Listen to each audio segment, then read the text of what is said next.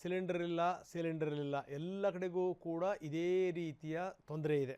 Cylinder ಸಿಗ್ತಾ ಇಲ್ಲ, ಜನರ ಪರದಾಟ ತಪ್ತಾ ಇಲ್ಲ. ಹೀಗಾಗಿ ಏನಂದರೆ ಕೆಲವರು ಈ ಊಟ ತಿಂಡಿ ಜೋಡ್ಸೋಕ್ಕೆ ಆಗದೇನೆ ತಮ್ಮ ಊರುಗಳ ಕಡೆಗೆ ಪ್ರಯಾಣ ಮಾಡ್ತಾ ಇದ್ದಾರೆ. ನೋಡಿ ಎಂಥ ಒಂದು ಸ್ಥಿತಿ. ಕೆಲ ಕಂಪ್ನಿಗಳು ಉದ್ಯೋಗಿಗಳಿಗೆ ರಜೆ ಕೊಟ್ಬಿಟ್ಟಿದೆ.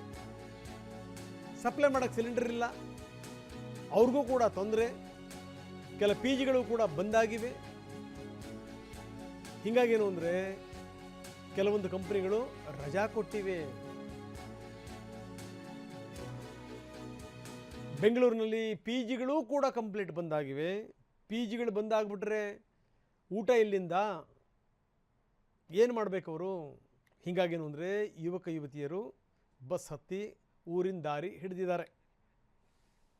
ಇನ್ನು ಈ ಡ್ರೈವರ್ಗಳು ಕಂಡಕ್ಟರ್ಗಳು ಕೂಡ ಇದೇ ರೀತಿಯ ಯಾತನೆಯನ್ನು ಅನುಭವಿಸ್ತಾ ಇದ್ದಾರೆ.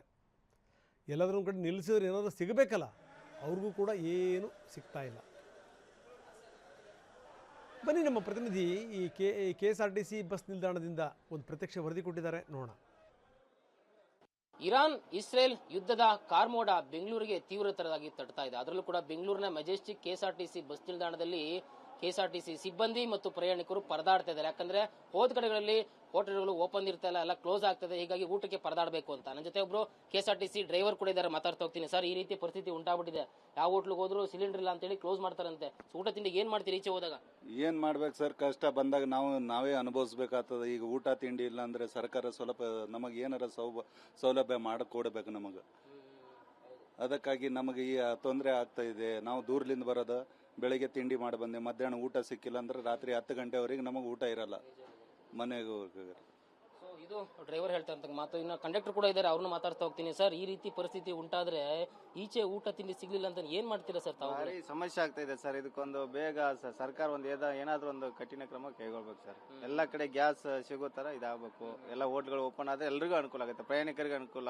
BP ಶುಗರ್ ಇದ್ದ ಪೇಷಂಟ್ ಗಳಿಗೆ ಅದು ಬಾರಿ ಕಷ್ಟ ಆಗುತ್ತೆ. ನಾವು ಉತ್ತರ ಕೊಡಕ್ಕಾಗಲ್ಲ, ಪ್ರಯಾಣಿಕರಿಗೆ ಸ್ವಲ್ಪ ಅನುಕೂಲ ಆಗುತ್ತೆ. ಇದಕ್ಕೊಂದ್ ಬಗ್ಗೆ ಸ್ವಲ್ಪ ಬೇಗ ಸರ್ಕಾರ ಏನಾದ್ರು ಬೇಗ ಗಮನ ಕೊಟ್ಟರೆ ಅನುಕೂಲ. ಇನ್ನು ಪ್ರಯಾಣಿಕರು ಕೂಡ ಇದ್ದಾರೆ, ಅವ್ರನ್ನ ಕೂಡ ಮಾತಾಡ್ತಾ ಹೋಗ್ತೀನಿ. ಸೊ ಅವ್ರಿಗೆ ಯಾವ ರೀತಿ ಸಮಸ್ಯೆ ಉಂಟಾಗ್ತದೆ ಅಂತ. ಮೇಡಮ್, ಈಗ ಸಿಲಿಂಡರ್ಗಳು ಸಿಗ್ತಾ ಇಲ್ಲ, ಹೋದ್ ಕಡೆ ಊಟ ಸಿಗ್ಲಿಲ್ಲ ಅಂತ ಏನ್ ಮಾಡ್ತೀರಾ ಮೇಡಮ್? ತಾವು ಎಲ್ಲಿ ಹೊಟ್ಟಿದ್ದೀರಾ, ಸಿಗ್ಲಿಲ್ಲ ಅಂತ ಏನ್ ಮಾಡ್ತೀರಾ? ಸರ್, ಈಗ ನಾನು ಮನೆಗೆ ಹೊರಡ್ತಿದ್ದೇನೆ. ಹೋಟೆಲ್ ಕ್ಲೋಸ್ ಆಗಿದೆ, PG ಕೂಡ ಕ್ಲೋಸ್ ಆಗಿದೆ. ಸೊ ಹಾಗೆ ಮನೆಗೆ ಹೋಗ್ತಿದ್ದೇನೆ. ಲೀವ್ ಹಾಕಿ ಕಂಪನಿಯವರೇ ಹೇಳಿದ್ದು ಸಿಲಿಂಡರ್ ಸಪ್ಲೈ ಆಗ್ತಿಲ್ಲ. ಸೊ ಈಗ ನಾವು ಕಂಪನಿ ಬಂದ್ ಮಾಡ್ತಿದ್ದೇವೆ, ನೀವು ವರ್ಕ್ ಫ್ರಮ್ ಹೋಮ್ ಮಾಡಬೇಕು, ನೋಡುವ ಸಿಲಿಂಡರ್ ಪೂರೈಕೆ ಆದ್ಮೇಲೆ ನಂತರ ಏನಾಗ್ತದೆ ಅಂತ ನೋಡುವ ಅಂತ ಹೇಳಿದ್ದಾರೆ ಅಷ್ಟೇ. ಸಿಲಿಂಡರ್ ಇದ್ದ ಕಾರಣ ಕಂಪನಿಗೆ ಲೀವ್ ಕೊಟ್ಟಿದ್ದಾರೆ, 4 days ಕೊಟ್ಟಿದ್ದಾರೆ ಅಷ್ಟೇ. ಪ್ರಯಾಣಿಕರು ಹೇಳ್ತಾ ಇರುವಂತದ್ದು ಸಿಲಿಂಡರ್ ಪೂರೈಕೆ ಆಗ್ತಾ ಇಲ್ಲ ಅಂತೇಳಿ ನಮ್ಮ ಕಂಪನಿಗೆ ರಜವನ್ನೇ ಕೊಟ್ಟಿದ್ದಾರೆ, ಹೀಗಾಗಿ ನಾನು ಮನೆಗೆ ಹೋಗ್ತಾ ಇದ್ದೀನಿ ಅಂತ ಮಾತನ್ನು ಕೂಡ ನೋವಿನಿಂದ ಹೇಳ್ಕೊಳ್ತಾ ಇದೆ. ಇನ್ನೊಬ್ರು ಹೊಡೆದಾರೆ ಪ್ರಯಾಣಿಕರು. ಸರ್, ಈ ರೀತಿ ಆಗ್ಬಿಟ್ಟಿದೆ, ಕಮರ್ಷಿಯಲ್ ಸಿಲಿಂಡರ್ ಸಿಗ್ತಾ ಇಲ್ಲ, ಹೋಟೆಲ್ಗಳಲ್ಲಿ ಎಲ್ಲೋದ್ರು ಕ್ಲೋಸ್ ಆಗ್ತಾ ಇದೆ, ಊಟ ತಿಂಡಿಗೆ ಏನ್ ಮಾಡ್ತೀರಾ?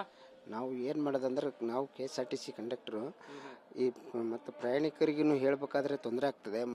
ಮತ್ತು ಈ ಥರ ತೊಂದರೆ ಆದರೆ ಸರ್ಕಾರನೇ ಕೈಗೊಳ್ಬೇಕಂತೇಳಿ ನಾವು ಅವ್ರಿಗೆ ಕೇಳ್ಕೊತೀನಿ ಸರ್. ಸೊ ಇದಿಷ್ಟು KSRTC ಸಿಬ್ಬಂದಿ ಹಾಗೂ ಪ್ರಯಾಣಿಕರು ಹೇಳ್ತಾ ಇರುವಂತ ಮಾತುಗಳು. ಇವ್ರಿಗೂ ಕೂಡ ತೀವ್ರತರದಲ್ಲಿ ಸಮಸ್ಯೆ ಉಂಟಾಗಿದೆ. ಕೂಡಲೇ ಇದಕ್ಕೆ ಒಂದು ಪರಿಹಾರ ಕೊಡಲೇಬೇಕು ಅಂತೇಳಿ ಸಾರ್ವಜನಿಕರ ಸಹಿತ KSRTC ಸಿಬ್ಬಂದಿ ಹಾಗೂ ಪ್ರಯಾಣಿಕರು ಹೇಳ್ತಾ ಇರುವಂತದ್ದು. ಕ್ಯಾಮರಾ ಪರ್ಸನ್ ಗಣೇಶ್ ಪ್ರಸಾದ್ ಜೊತೆ ಲಕ್ಷ್ಮೀ ನರಸಿಂಹ, TV9 ಬೆಂಗಳೂರು.